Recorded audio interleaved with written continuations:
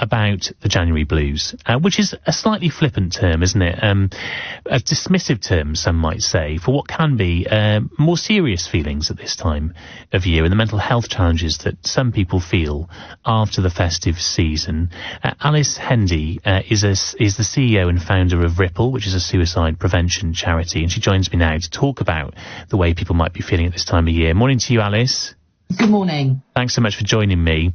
Pleasure. So we talk, don't we, about the January blues in quite sort of trivial terms, but for some people it's serious, isn't it? This time of year can be a really, really difficult time.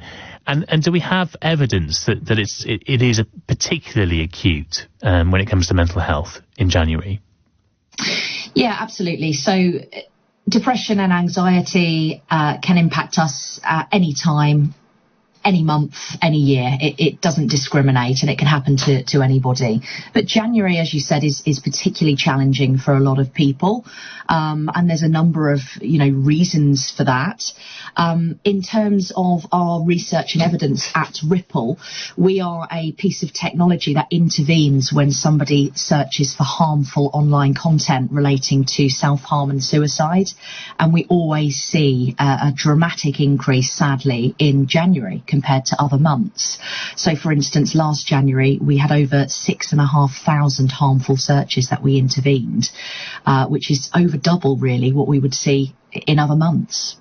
And it sounds like such an obvious question, but is it what we would all assume, that after the festive season people find it really, really difficult to pick themselves up? Maybe they feel overwhelmed by the new year and what lies ahead. It's also a difficult month financially, etc., etc. Is it as simple as that it is all of those things that some of us experience to a greater or lesser degree in January that is adversely affecting, to a really serious degree, some people's mental health? It's a combination of all of those, really. The weather doesn't help. It's cold. It's dark outside. We've got less hours of daylight. After the festive season, also, people have real financial pressures and struggles where they've perhaps really tried to accommodate the festivities and Christmas presents and so on. And the reality hits in January where they have to pay those bills. And I think there's also an element here of loneliness as well. Around the Christmas time, we often spend a lot more time with friends and family. And when that finishes and you're back to work, back to the routine, there can be an element of loneliness and isolation. So I think all of the above really contribute.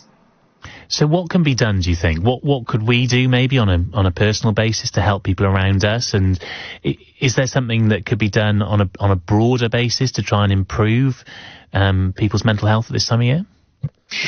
I think from a workplace perspective, flexibility in the working day would often be useful, perhaps flexing the hours so that person is around and working for more of the daylight hours as opposed to getting up early, if possible.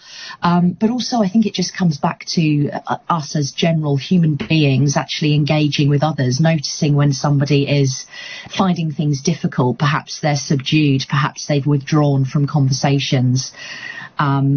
If they're behaving out of character in any way, please take that step to ask them how they're doing and try and facilitate that conversation, because sometimes that's all it takes. Okay, well, look, that's really good advice. Thank you so much for that, Alice. And yeah, I think just look out for people, right? If they're struggling at this time of year, have a think about how they might be feeling. As I say, we can all sort of trivialise sometimes January blues. Ooh, January. But actually, for some people, it's a really, really tough time of year. That was Alice Hendy there, CEO and founder of Ripple, a suicide prevention charity.